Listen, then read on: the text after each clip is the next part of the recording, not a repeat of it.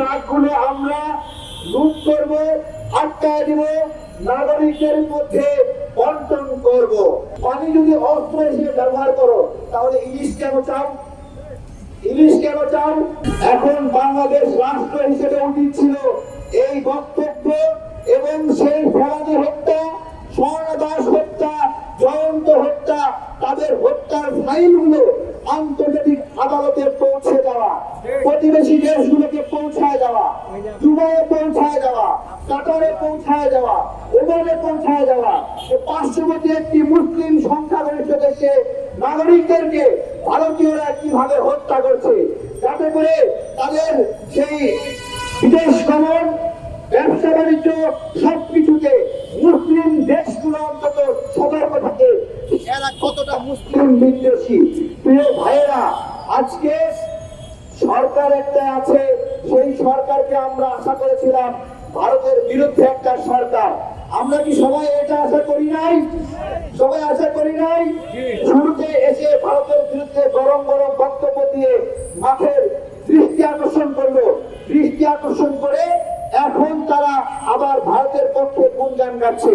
আমাদের লজ্জা লাগে, আমাদের বাণিজ্য উপদেষ্টা সে বলছে যে আমরা নাকি আবেগে কথা বলছি। হ্যাঁ, বাংলাদেশের নাগরিকরা আবেগী, আবেগী থেকে আবেগ থেকে 52 ভাষা আন্দোলন হয়েছে, আবেগ থেকে 71-এর যুদ্ধ হয়েছে, আবেগ থেকে 24-এর আন্দোলন হয়েছে, এবং আপনার মতো একটা ফালতু লোক এই 24-এর আন্দোলনের মধ্য দিয়েই আপনি এখানে উপদেষ্টা হয়েছে। সেই আন্দোলনে উপদেষ্টা হয়ে আজকে আপনি কি করছেন? আপনি আমাদের আবেগ নিয়ে তাচ্ছিল্য করছেন।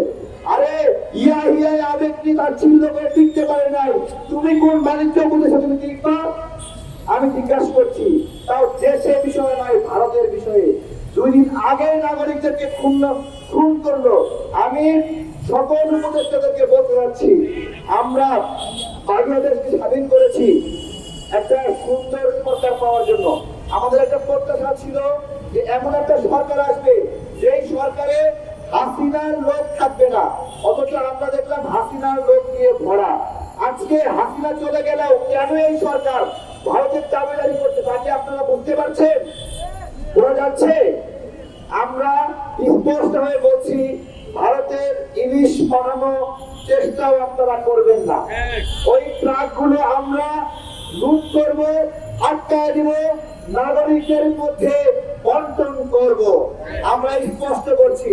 এবং ভারতকে একটা কথা বলছি, তোমরা পানিকে ব্যবহার করো অস্ত্র হিসেবে আমাদের বিরুদ্ধে। পানি হলো জীবন, সেই জীবনটাকে ওরা অস্ত্র হিসেবে ব্যবহার করে। পানি যদি অস্ত্র হিসেবে ব্যবহার করো তাহলে ইলিশ কেন চাও? ইলিশ কেন চাও? আমরা এই সরকারের কাছে ভারতের এই আগ্রাসনগুলোর বিরুদ্ধে ব্যবস্থা গ্রহণের দৃষ্টান্ত দেখতে চাই, এবং আমরা এমনি প্রতিভাব করা